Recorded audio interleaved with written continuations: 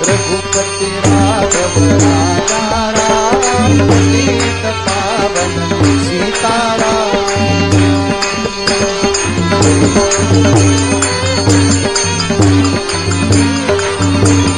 रघुपति राघव राजा राम पतित पावन सीताराम।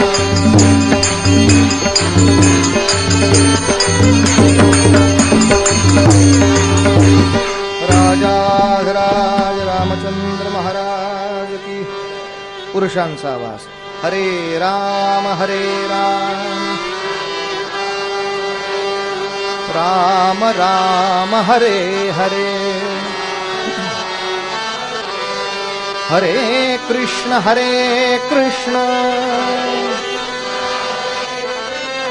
कृष्ण कृष्ण हरे हरे। माता भगिनींचा आवाज। हरे राम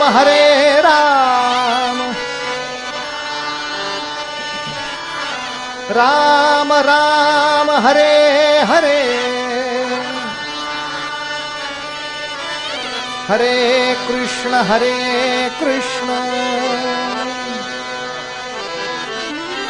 कृष्ण कृष्ण हरे हरे। गोपाल कृष्ण महाराज की। लाहोर शहराजवळ लायलपूल भागामध्ये बंगा नावाच्या छोट्याशा खेड्यात राहणारे भगतसिंग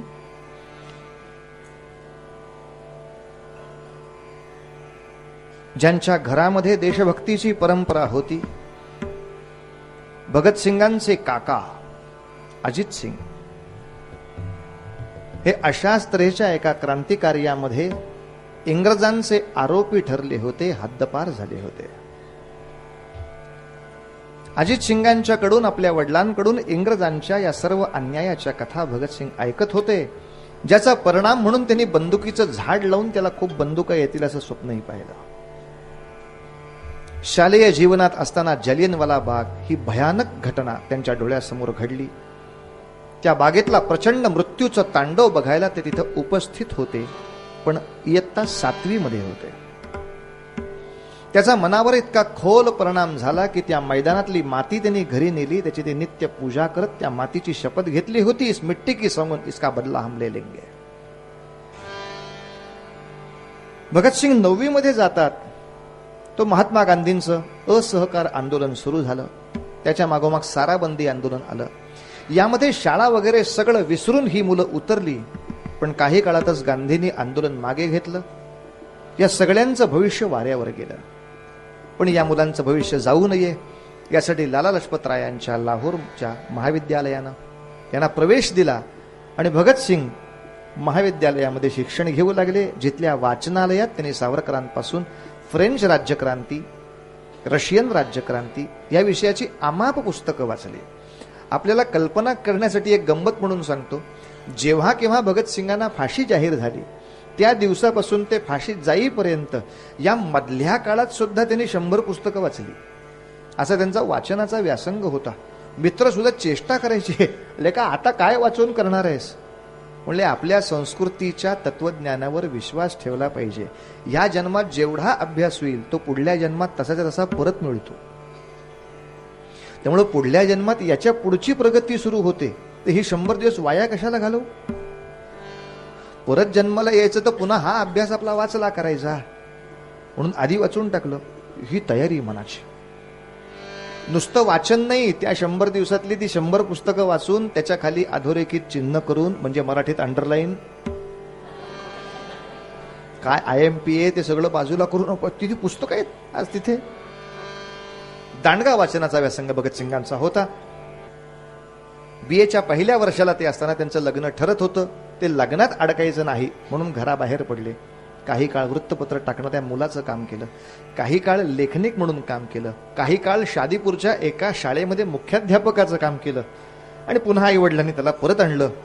महाराज, आपल्याला हवं तसं आपल्याला जगता येईल, तुम्ही कुठे निघालात तेवढं फक्त सांगून जा, कशाला जाता असं काही कोणी विचारणार नाही, पण राहा आमच्या घरात।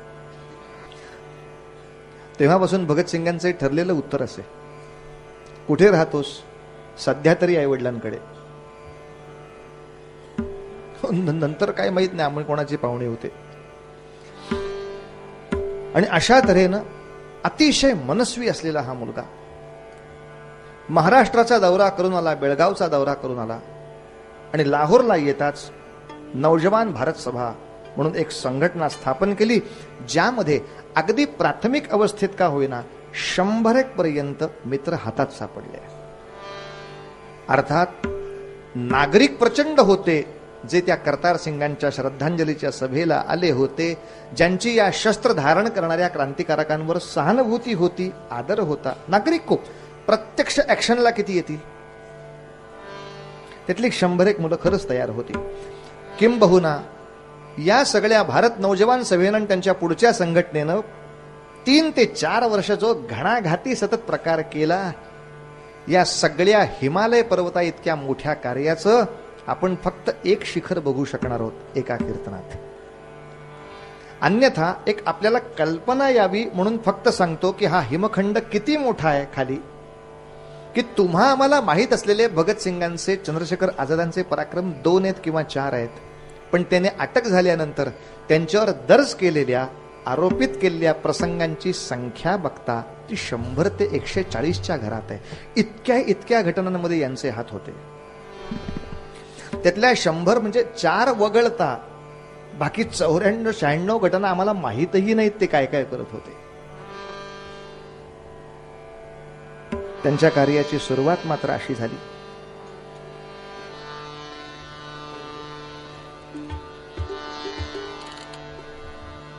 नौजवान भारत सभेला आपली शक्ती दाखवण्याला पहिलं साधन मिळालं ते सायमन कमिशनच्या वेळेला. सांगायला पाहिजे सायमन कमिशन म्हणजे काय. कमिशन माहिती आहे, हे सायमन कमिशन काय, तर आमच्या डोक्यातल्या कमिशनच्या बरोबर हे विरुद्ध आहे. एका विशिष्ट दलाली मधला नफा याला आपण कमिशन लक्षात घेतो, तसं हे कमिशन नव्हे. इंग्लंडमधनं ही 5 माणसं भारतात आली. कशासाठी? यांनी भारताची पाहणी करायची आणि पाहणी करून इंग्लंडला रिपोर्ट द्यायचा की भारतातले इंग्रज भारताचं सुखाचं राज्य करत आहेत. त्यामुळे इंग्लंडनी फार काळजी करायची गरज नाही, हे सगळे छान आहे. या 5 जणांच्या शिष्टमंडळातला अध्यक्ष विशिष्ट, त्याचं नाव होतं सायमन. म्हणून या 5 जणांच्या शिष्टमंडळाचं नाव सायमन कमिशन. इंग्रजांचा डाव पक्का होता. तो डाव असा होता की या 5 जणांना हिंदुस्थानच्या भूमीवर उतरवायचं. ते येणार जहाजातनं. ते आले की त्यांना गाडीत घालायचं. गाडी कलेक्टरच्या बंगल्यावर न्यायची. कलेक्टरच्या बंगल्यावर सगळं व्हाईट रेकॉर्ड असतं. ते रेकॉर्ड दाखवायचं, बघा हे छान झालं, हे छान झालं, हे उत्तम झालं, हे बेस्ट झालं, हे दी बेस्ट झालं. झालं का नाही? हो, चला पुढच्या गावाला. पुढे आगगाडीत बसवायचं. आगगाडी मुंबईला नेऊन थांबवायची. स्टेशनवरनं या लोकांना बाहेर काढायचं, पटकन गाडीत घालायचं कलेक्टरच्या बंगल्यावर. नागरिकांची आणि यांची भेट होऊ द्यायची नाही. कारण का कोणास ठाऊक इथलं इंग्रज सरकार त्या सायमन कमिशनवर तितका विश्वास ठेवत नव्हतं. या लोकांना समजा भारतीय नागरिक भेटले आणि काय ऐकायला उकराव, रिपोर्टिंग में गडबड हो जाएगी. हा सरकारचा निश्चित डाव ठरला होता. त्यामुळे प्रचंड पोलीस बंदोबस्त सगळ्या शहरांमध्ये होता. जिथे जिथे कमिशन येणार होतं तिथला बंदोबस्त म्हणजे आपण शहरात राहतोय का छावणीत राहतोय ते लोकांना कळेना. लोकांपेक्षा पोलीस जास्त असं सगळीकडे बंदोबस्त ठेवलेला. माणसं कुठेही रेल्वे स्टेशनकडे जाता येऊ नये. सायमन कमिशनची गाडी ज्या रस्त्याने जाते त्या रस्त्याच्या आसपासही कुठे गर्दी होऊ नये इतका दणकट बंदोबस्त इंग्रजांना ठेवला. आणि हे सायमन कमिशन जेव्हा लाहोरला येणार होतं ती संधी साधायची ठरली. यासाठी स्वतः उभे राहिले पंजाब सिंह, लाला लजपत राय. ते म्हणाले या मोर्चात मी पहिला सहभागी होणार. 30 ऑक्टोबरला सायमन कमिशन यायचं आहे. यासाठी आपण किती माणसं किती ठिकाणी येऊ शकतो याची परीक्षा घेण्यासाठी आधी 28 तारखेला एक मोर्चा, एक सभा जाहीर केली, ज्याची उपस्थिती 50-60 हजाराच्या घरात एकदम गेली. ठीक आहे, पण ज्या लोकांना माहिती आहे की पुढच्या या सगळ्या मोर्चावरती किंवा निदर्शनावर लाठी हल्ला होऊ शकतो, गोळीबार होऊ शकतो, तरी यातले किती येऊन उभे राहतील. याचा अर्थ अगदी 4-5% पुढचे गळले तरी सुद्धा 15-20 हजाराचा जमाव नक्की आपल्या पाठी उभा राहील, खात्री होती. सायमन कमिशनला ऐकू जाईल एवढा आपला आवाज मोठा ठेवला पाहिजे. कारण ते आगगाडीतनं उतरणार आहेत आणि दुर्दैवाने इतका कडक बंदोबस्त आहे. पोलीस अधिकारी आहे स्कॉट, त्याच्या खालचा अधिकारी आहे सॉन्डर्स. या दोघांनी आमची माणसं रेल्वे स्टेशनच्या आसपासही येऊ नयेत इतक्या कडक भिंती संरक्षक लावून उभे आहेत. पण तरी आपला आवाज गेला पाहिजे, दणकट गेला पाहिजे. सर्वांचा मानस नक्की सायमन कमिशन भारतात आले, सायमन कमिशन भारतात आले, सायमन कमिशन भारतात.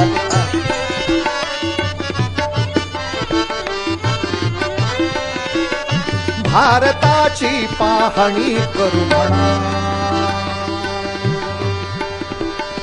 भारताची या भारताची पाहणी करू म्हणा. सायमन तुझा परत तुझ्या देशी, सायमन तुझा, सायमन तुझा परत तुझ्या देशी, सायमन तुझा परत तुझ्या. गो बॅक सायमन, सायमन परत जा. देशभरामधली गर्जना चाललेली प्रत्येक ठिकाण जा जा जा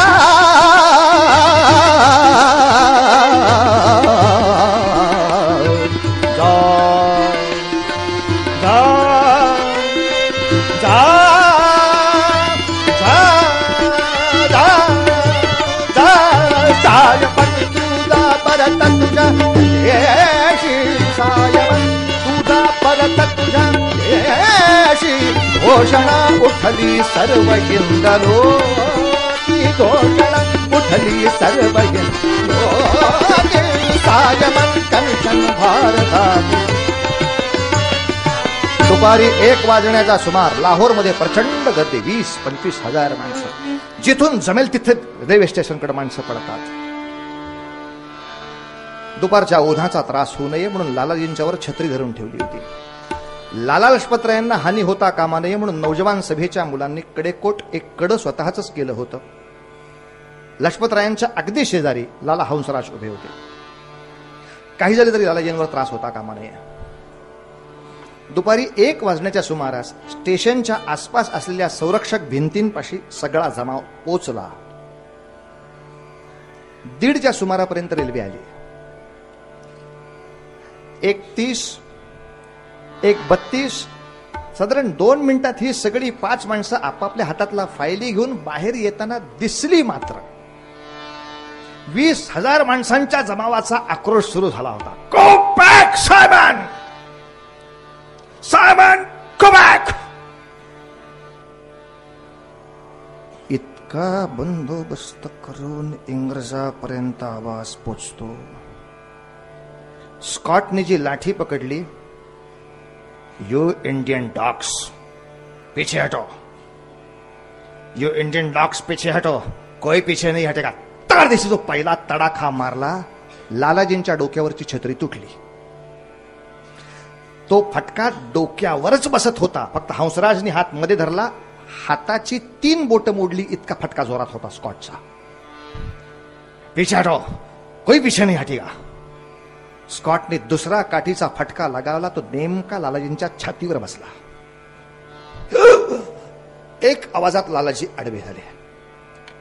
लालाजी आडवे झाल्यानंतर भगत सिंगापासून प्रत्येकाने हाती असलेली वाती, वाळू, खडे, दगड घेऊन उभे राहिले सगळे. लालाजी आप सिर्फ बोलो. ही भिंत काय, सगळं स्टेशन तोडून माणसं आपली इंग्रजापर्यंत जातील. अर्थात इतकं सगळं होऊन सुद्धा स्कॉटने नालायकपणा सोडला नाही. सॉन्डर्स लाठी मार करो. सॉन्डर्स नावाच्या अधिकाऱ्याने दुसऱ्या बाजूला लाठीमार सुरू केला आणि सॉन्डर्सने 3री लाठी जी फटकावली ती लालाजींच्या डोक्यात बसली. जखम होऊन रक्त यायला लागलं. का कोणास ठाऊक, पण लालाजींनी सगळ्यांचे हात घट्ट धरून ठेवले आणि पक्की ऑर्डर केली, मोर्चा मागे घ्या, आक्रमण होणार नाही, मोर्चा मागे घ्या. फक्त बाकी सगळ्या वेळेला लाठी हल्ला पोलिसांनी करावा आणि लोकांनी पाठ फिरवून पळावं हे दृश्य त्यावेळेला दिसलं नाही. भगतसिंगाच्या मित्रांची आणि त्यांच्यामुळे शूर झालेल्या सर्वांची वेगळी ओळख पोलिसांना पटली. पोलीस लाठी हल्ला करण्यासाठी येत होते, पण माणसं ताठ उभारून 2 लाठ्या खात होती, पळत नव्हती आणि ती काठी पकडून ठेवत होती. ज्यादा मारोगे तो लालाजी बोल नहीं रही इसलिए कुछ कर नहीं रहा हूं. इतना मारूंगा ना झापड़ है. हम जा रहे पीछे, सब खड़ा रहे. असे पोलिसांना दणकवूनच माणसं यायची. आणि पोलिसांना सुद्धा केला बरं का आम्ही लाठी हल्ला म्हणजे 4-5 लोकांच्या पाठीवर फटके मारले तिथे. आता प्रत्येकाने 5-10 लोकांना मारले म्हणजे बरेच मारले गेले होते. भगतसिंगांना हे अगम्य होतं. का लालाजींनी आपल्याला गप्प बसवलं ते काही कळलं नाही. आता या क्षणाला मजा करता येत होती, नाही तर नाही जमलं. संध्याकाळी स्कॉटच्या आणि सॉन्डर्सच्या निषेधाची सभा. हे पुन्हा गर्दी 70,000 80,000. लालाजी जखमी होते तरी सुद्धा आले होते, डोक्याला पट्टी बांधून आलेले. प्रचंड ताप, त्यांच्या हृदयाच्या बरोबर खाली मार बसला होता. तो मार भयानक असतो. साधारण लाठी हल्ला हे काय प्रकरण असतं बघायचंच असेल तर घरी जाऊन प्रयोग करायला हरकत नाही. आपल्यावरच करायचा, दुसऱ्यावर नाही करायचं मात्र प्रयोग. आपल्याकडे गुडघा आणि टाच याच्यामध्ये जो नडगी नावाचा हाडूक असतो, त्याच्यावरती आपली घरातली नाजूक असलेली धुणं वळत घालायची काठी, ती नाजूक काठी घेऊन साजूक हाताने असं टुचुक कणिक मारून बघायचं. नडगीवरती एक फटका बसल्यावर काय होतं याची झेंझणे एकदा आल्या की मग कल्पना होऊ शकते पोलिसाच्या हातातला दंडुका, त्यांनी उगारलेला हात आणि तो बसलेला दणका, यांनी काय पाठीची पायांची अवस्था होत असेल लोकांच्या. लालाजींनी घोषणा इतकीच केली, माझ्या अंगावर बसलेले हे लाठीचे फटके हे इंग्रजांच्या प्रेताच्या पेटीचे शेवटचे खेळे आहेत. नाही कळणार हा शब्द, कारण इंग्रजांकडे प्रेत पुरण्यासाठी ते पुरण्यापूर्वी एका लाकडी पेटीत ठेवतात प्रेत. ती लाकडी पेटी सगळ्या बाजूनी बंद करतात, त्याच्यावर खेळे ठोकतात आणि मग ती लाकडी पेटी जमिनीत पुरली जाते. म्हणून लालाजींचे शब्द होते की ह्या इंग्रजी शासनाच्या सत्तेचं प्रेत त्या पेटीत ठेवलंय आणि त्या पेटीवर जे खळे ठोकणं चाललंय, माझ्यावरचे फटके हे त्या पेटीचे शेवटचे खेळे आहेत. लालाजी बोलून गेले, माणसं चिडून गेली, पण तरी सुद्धा कित्येक उपचार करून लाला लजपतराय जगले नाहीत. 17 नोव्हेंबरला लालाजींचं निधन झालं. रावी नदीच्या किनारी लालाजींची चिता तयार करण्यात आली. सर्व देशातून शोक संदेश सुरू झाले. इतकंच नव्हे तर तेव्हा भारताच्या व्हाईसराय इतक्या मोठ्या पदावर असणारे जे इंग्रजी अधिकारी लॉर्ड आयर्विन होते. त्यांना विनंती करण्यात आली, सॉन्डर्सवरती काहीतरी कारवाई करा, किमान स्कॉटवरती कारवाई करा. काहीही कारण नसताना, आमची माणसं एक क्षणभर सुद्धा हिंसक नसताना त्यांनी लाठी हल्ला सुरू केला होता. 100,000 त्याचे साक्षीदार डोळे आहेत. पण आयर्विन साहेब त्यांच्या नेहमीच्या पद्धतीनं छा इंग्लिश काही खलानी विचार करेल असं ते गोंडस सतत उत्तर द्यायचं. ते प्रकरण सतत हे गोंडस उत्तर ऐकून माणसं थांबली नव्हती हो. रावी नदीच्या किनारी लालाजींची चिता पाहून उरात आग पेटली, मनात दुःख दाटले. उरात आग पेटली, मनात दुःख दाटले. उरात आग पेटली, मनात दुःख दाटले. शोक आवरू कसे आभाळ फाटले. आभाळ फाटली. चितेपाशी सगळे बसलेले मुलं एकमेकांच्या हातावर हात ठेवून प्रतिज्ञा करू लागली, लालाजींच्या मृत्यूला 1 महिना व्हायच्या आत कुछ ना कुछ तो होना चाहिए.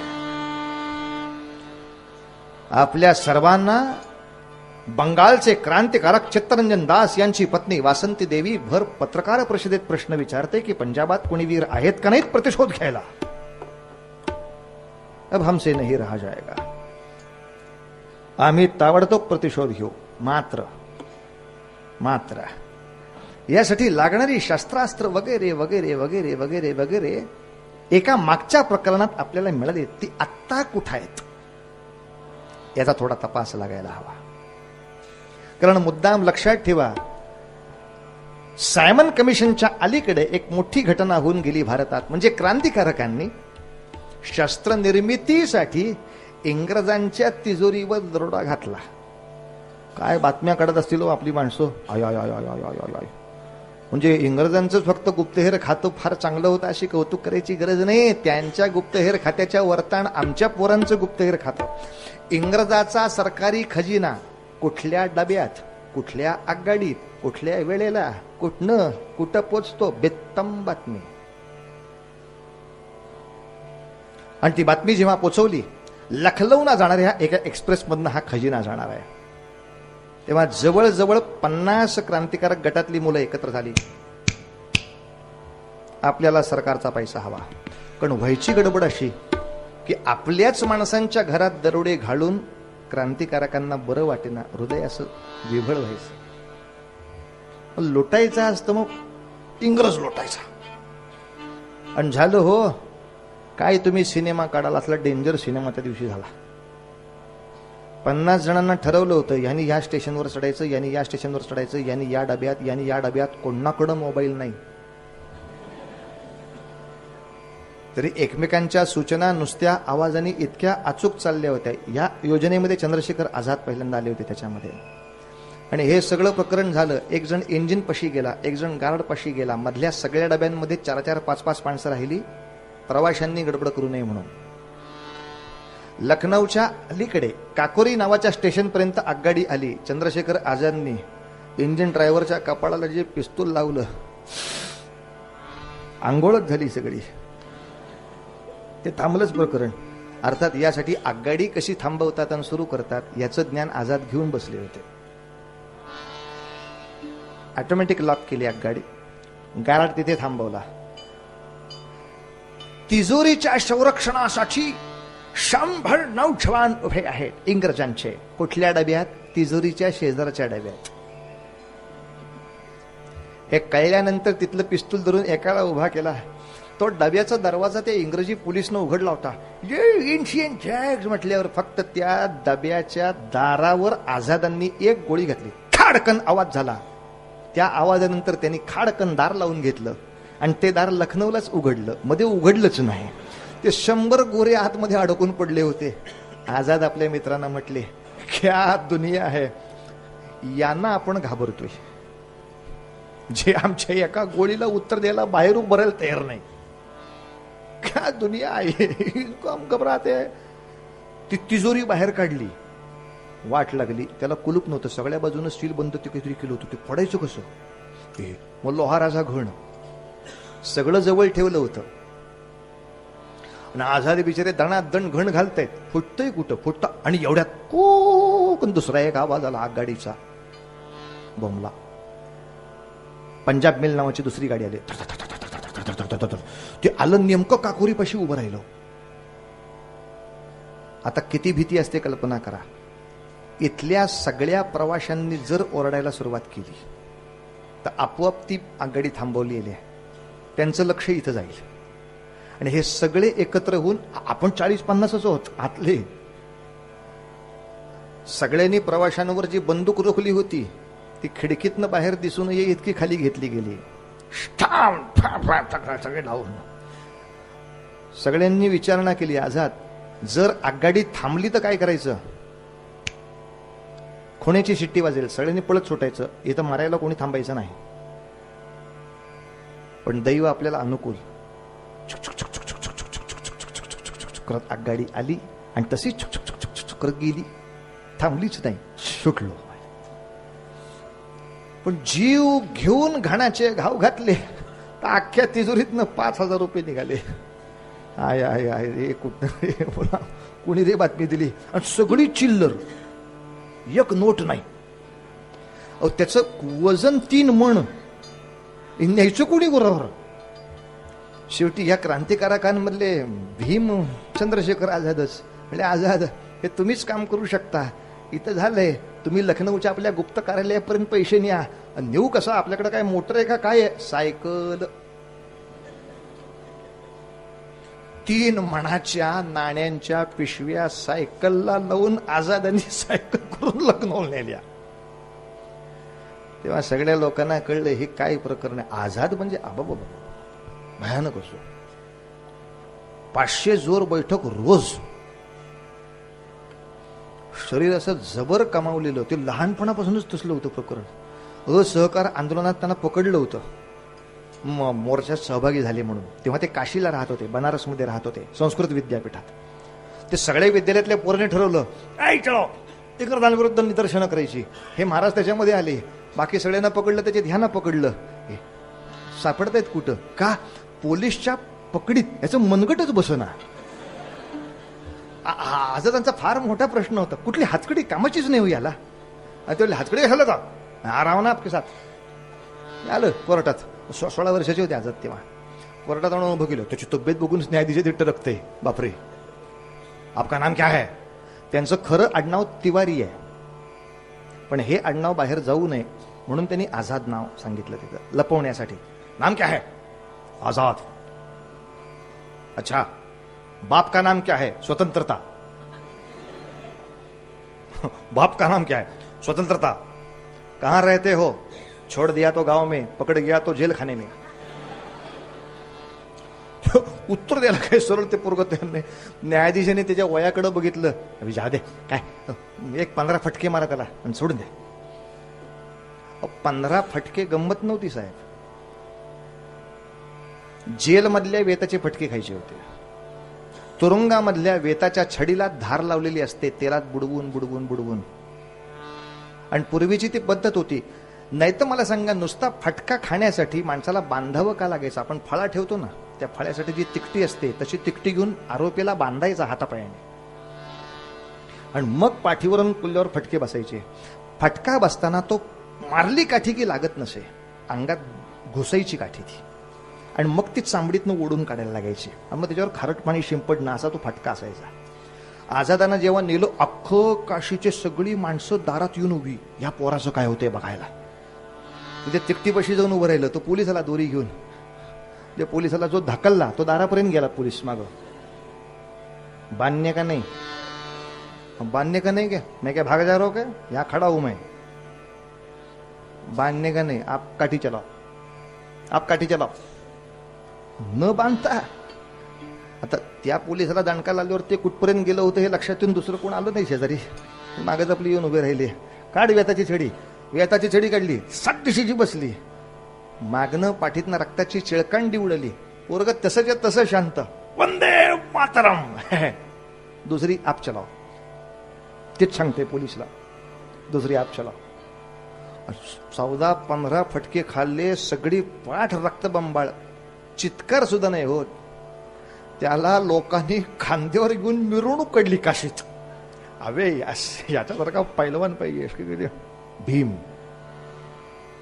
या सगळ्या प्रकरणातले ते भीम होते.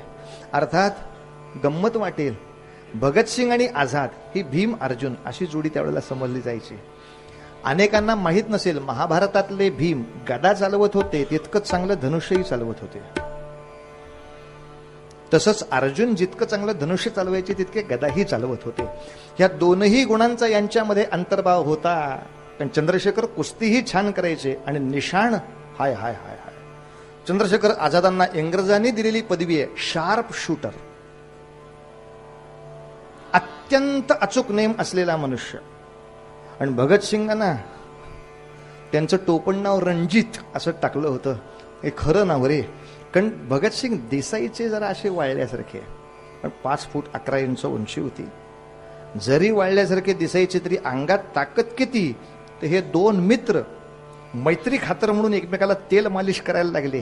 आणि समजा चकून सांगितलं आझादांनी, ए रणजित उठाव मुझको, मुझको उठाव, की चंद्रशेखर आझादा इतकं मोठा देह एका बाजूला हात आणि दुसऱ्या बाजूला तंगड घेऊन असं पोतं उचलल्यासारखे भगतसिंग त्याला उचलायचे आणि ते वरती फिरायचा, हे हे आसमान में जा रहा हूं करून.